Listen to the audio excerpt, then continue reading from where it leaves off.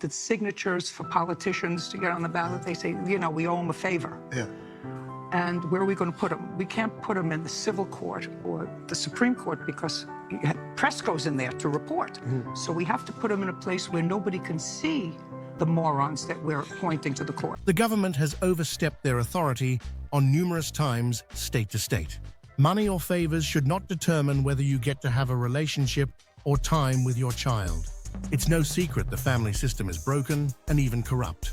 There is a podcast that lets your story be heard and solutions for others in a similar position. On Saturday, October the 12th, 19th, and 26th at 6 p.m. Eastern Standard Time. What are the problems you had or have? What are the resources or solutions that will change the game? No more outdated laws and stereotypes. Time to organize and listen to the people. As a special thank you to the first 10 guests to the podcast, you get a gift. Craft a symbol of your cherished connections with the custom stainless steel link bracelet. This durable, elegantly designed piece is perfect for anyone wishing to carry a piece of their heart on their wrist.